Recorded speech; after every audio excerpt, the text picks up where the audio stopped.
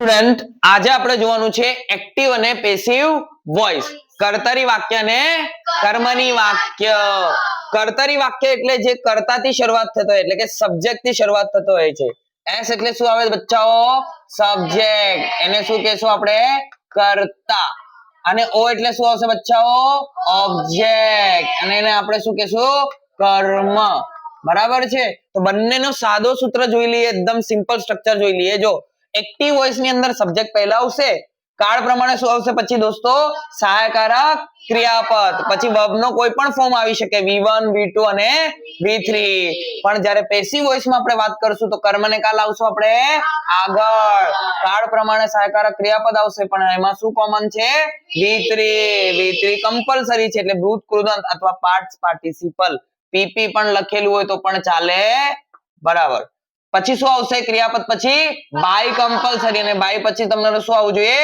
Subject એટલે કે કર્તા આવવું જોઈએ હવે જો એક્ટિવ અને પેસિવ વોઇસ ને લર્ન કરવું હોય ને તો તમારે બે નિયમો આવડવા જોઈએ એ તો સર્વનામનો ફેરફાર અને બીજો કાળનો ફેરફાર આટલો આવડી જાય તો તમને એક્ટિવ અને પેસિવ વોઇસ આવડી જશે તો સર્વનામનો ફેરફાર જોઈએ દોસ્તો કર્તા આઈ હોય તો શું થઈ જશે એનું મી અમુક વાર કર્મ મી હોય તો એને આગળ લાવીએ તો આપણે શું કરવું પડશે આઈ એવી રીતે અહીંયા બધા ફેરફાર વી નું અસ દે નું ધેમ શી નું હર અને હી નું હિમ ઈટ નું ઈટ જ રહેશે યુ નું યુ જ રહેશે તો આટલા ફેરફાર તમારે ધ્યાનમાં લેવાનું છે પછી કાળનો ફેરફાર ડુ ડઝ V1 એટલે કે આ સાદો વર્તમાન કાળ હોય તો એના પ્રમાણે એમિઝાર લાગશે પણ શું આવશે V3 લગાવવું પડશે જેમ કે સાદો ભૂતકાળ હોય તો વોઝ વેર અને V3 પછી વિલ શેલ સાદો ભવિષ્યકાળ હોય તો will shall be plus V3 પછી કન્ટિન્યુઅસ ટેન્સ હોય તો ing વાળો ક્રિયાપદ આવે ને તો કન્ટિન્યુઅસ પ્રેઝન્ટ ટેન્સ હોય તો am is are plus being plus V3 જો કન્ટિન્યુઅસ પાસ્ટ ટેન્સ હોય તો was were plus being plus V3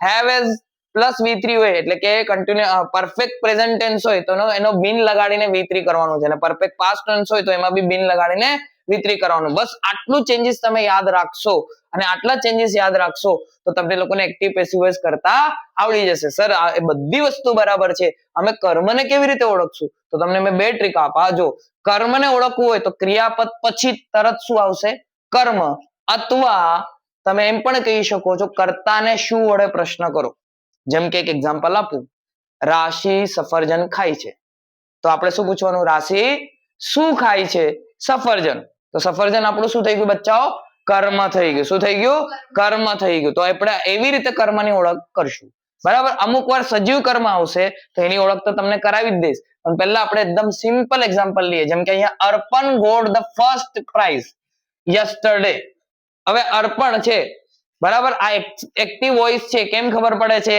અર્પણ એક છોકરો છે અને છોકરો પહેલા આવ્યો છે વાક્યની શરૂઆતમાં સેન્ટેન્સની શરૂઆતમાં તો સબ્જેક્ટ પહેલા આવ્યો છે પછી શું આવ્યું ક્રિયાપદ ગોટ એટલે મેળવવું પ્રાપ્ત કરવું બરાબર છે ધ ફર્સ્ટ પ્રાઇઝ શું મેળવ્યું છે ધ ફર્સ્ટ પ્રાઇઝ બરાબર તો શું મેળવ્યું છે એમને ધ ફર્સ્ટ પ્રાઇઝ તો એ કર્મ થઈ ગયું તમારું અથવા તમે એમ પણ કહી શકો ક્રિયાપદ પછી શું કર્મ ધ ફર્સ્ટ પ્રાઇઝ શું છે કર્મ તો એને આપણે આગળ લાવશું ધ ફર્સ્ટ પ્રાઇઝ શું લખશું બચ્ચાઓ ધ ફર્સ્ટ પ્રાઇઝ હવે કર્મ આગળ આવી ગયું આ કયો કાળ છે જો ગોટ છે હવે ગેટ નું V2 શું થશે ગોટ થશે કે નહીં ગેટ નું V1 શું થશે ગોટ અને એનું V3 પણ શું થશે ગોટ જ થશે બરાબર છે તો આપણને અહીંયા ખબર પડી ભૂતકાળ છે હવે સાદા ભૂતકાળ પ્રમાણે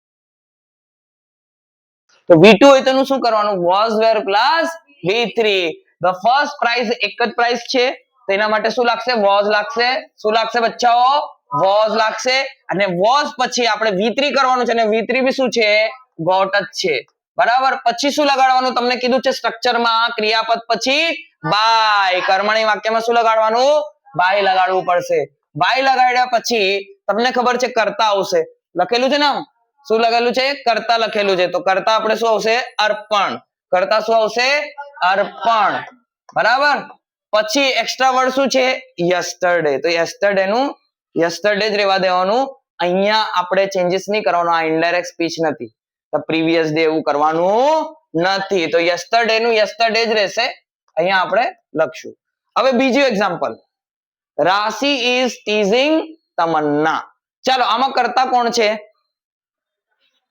રાશિ વાક્યની શરૂઆતમાં જ છે બરાબર છે અને ટીઝિંગ શું છે છેડવું, બરાબર ને, આપણે કે મુજે ના છેડના, બરાબર, છેડવું.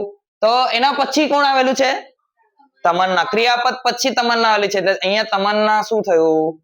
કર્મ થયું, બરાબર છે. અથવા તમે એમ પણ કોને છેડે છે, જો સજીવ કર્મ હોય ને તો તમારે કોણે, હુમ થી પ્રશ્ન કરવાનું. કોનાથી પ્રશ્ન કરવાનું? હુમ, બરાબર છે. કોને છેડે છે ભાઈ? તમન્ના ને છેડે છે, બરાબર છે. તો તમન્ના આગળ આવશે, તમન્ના. ચલો, કર્મ થઈ ગયું. હવે આ કયો કાળ છે? Am is are plus I N G. Am is are plus I N G present continuous tense છે. એમ ઇઝ આર નું શું કરવાનું? ડાયરેક્ટ એમ ઇઝ આર કરીને બિંગ પ્લસ V3 કરવાનું. જો તમને કાળ યાદ નહીં રહેતા, આ સ્ટ્રક્ચર યાદ રહે તો પણ વાંધો નહીં. Am is are plus I N G દેખાય તો શું મૂકવાનું? Am is are plus being plus V3. ચલો, હવે એમ ઇઝ આર માંથી તમન્ના માટે ઇઝ જ લાગશે ને. ચાલો, હવે બિંગ લગાડવાનું. શું લગાડવાનું? બિંગ. બિંગ લગાડ્યા પછી હવે ટીઝ નું ભૂતકાળનું રૂપ છે, ઈડી વાળું છે, એટલે ટીઝડ. શું આવશે? ટીઝડ. શું આવશે બેટાઓ? ટીઝડ, બરાબર છે. તમન્ના ઇઝ બીંગ ટીઝડ. હવે તમને ખબર છે ક્રિયાપદ પછી શું લખવાનું? બાય. બાય પછી કોણ છે? કર્તા. કર્તા કોણ છે? રાશિ. બોલો તો રાશિ કેવી છે? ફેમસ છે. બોલો તો રાશિ